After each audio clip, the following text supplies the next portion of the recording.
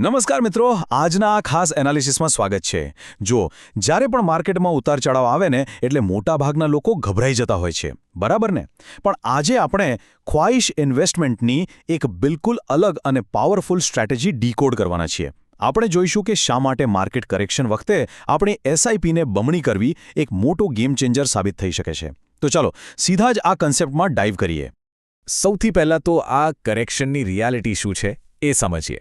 4191 આ કોઈ નાનોસૂનો આંકડો નથી।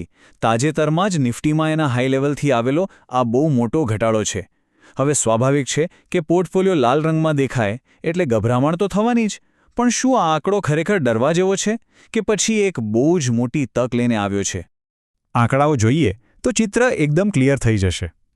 નિફ્ટી તેનું 52 વીક હાઈ 26,373 પર હતો અને ત્યાંથી ગબડીને 22,182 પર આવી ગયો। સીધો 4,191 પોઈન્ટનો ડ્રોપ। બસ આ જ એ કારણ છે જેનાથી લોકો ટેન્શનમાં છે। પણ હવે આ જ સિચ્યુએશનને એક અલગ એંગલથી જોઈએ, પ્રોબ્લેમથી નહીં પણ સોલ્યુશન તરફથી। આગળ વાત કરીએ માર્કેટની લવચિકતા અને મજબૂતી વિશે। અહીં સૌથી રસપ્રદ બાબત એ છે કે આપણું માર્કેટ જબરદસ્ત રિઝિલિયન્ટ છે। ટ્રમ્પના નવા ટેરિફ હોય, ગ્લોબલ વોર્સ ચાલતા હોય, ઓઇલ એન્ડ ગેસની કટોકટી હોય કે પછી આઈટી સેક્ટરમાં આર્ટિફિશિયલ ઇન્ટેલિજન્સનો ઘોંઘાટ હોય, આટલા મોટા આંચકાઓ પચાવીને પણ બજાર હંમેશા બાઉન્સ બેક થયું છે। હવે તો જાણે બજારે આ બધા ગ્લોબલ ન્યૂઝ પર રિએક્ટ કરવાનું જ બંધ કરી દીધું છે અને આ જ બતાવે છે કે આપણા માર્કેટનો પાયો ખરેખર કેટલો મજબૂત છે। હવે રિયલ એસ્ટેટ અને કરિયાણાના ઉદાહરણથી એક બહુ જ મસ્ત કન્સેપ્ટ સમજીએ। અહીં ખ્વાઇશ ઇન્વેસ્ટમેન્ટે એક જબરદસ્ત લોજિક આપ્યું છે। એક સિમ્પલ પ્રશ્ન વિચારો, ધારો કે વર્ષો પહેલાં દાદાએ કે પિતાએ જે સાવ સસ્તા ભાવે જમીન, દુકાન કે મકાન લીધું હતું, જો આજે કોઈ એ જ જૂના ઐતિહાસિક ભાવે એ મિલકત આપે તો શું કોઈ તેને ખરીદવાની ના પાડશે ખરું? જરા વિચારો। ઓફકોર્સ જવાબ હા જ હશે। અરે લોકો તો બેંકમાંથી લોન લઈને પણ એ મકાન કે જમીન તરત જ પચાવી પાડશે, રાઈટ? તો પછી જ્યારે સ્ટોક માર્કેટ એવા જ જૂના અને સસ્તા ભાવે શેર્સ કે યુનિટ્સ આપી રહ્યું છે, તો પછી ડર શાનો? હકીકતમાં આ જૂનો ભાવ એ કોઈ ક્રેશ નથી પણ એક બમ્પર ડિસ્કાઉન્ટ છે। આ કમ્પેરિઝન જુઓ, એકદમ સચોટ છે। જ્યારે ડીમાર્ટ કે મોલમાં કરિયાણા પર ડિસ્કાઉન્ટ ચાલતું હોય ત્યારે આપણે ખુશી બમણો સામાન ભરી લઈએ છીએ, પણ જ્યારે સ્ટોક માર્કેટ આવું જ ડિસ્કાઉન્ટ આપે ને ત્યારે ગભરાઈને પેનિક સેલિંગ કરવા માંડીએ છીએ। આ માઇન્ડસેટ જ ઊંધું છે। ડિસ્કાઉન્ટનો સીધો અર્થ જ એ છે કે ખરીદી વધારવી। તો હવે જોઈએ મુખ્ય રણનીતિ, ગ્રોથ માટે એસઆઈપી ડબલ કરવી। હવે માઇન્ડસેટ ક્લિયર થઈ ગયું હોય તો શું કરવું જોઈએ? અહીંયા ખ્વાઇશ ઇન્વેસ્ટમેન્ટની પાવરફુલ 4 સ્ટેપ સ્ટ્રેટેજી કામ આવે છે।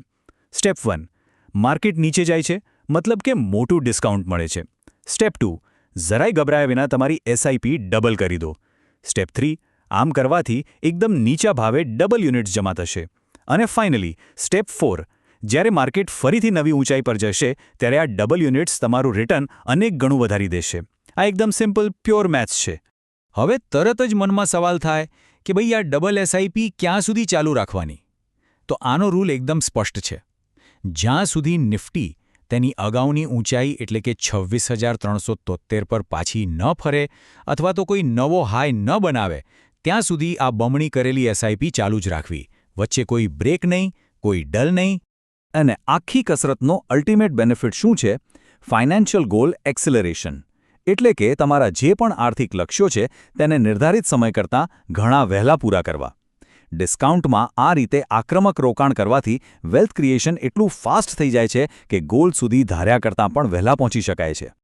અને અંતે એક ખૂબ જ મહત્વપૂર્ણ ઇન્વેસ્ટમેન્ટ ડિસ્ક્લેમર। આખી સ્ટ્રેટેજી સમજ્યા પછી એક અગત્યની વાત, આ બધી જ માહિતી અને એનાલિસિસ માત્ર જ્ઞાન અને એજ્યુકેશનના હેતુથી છે।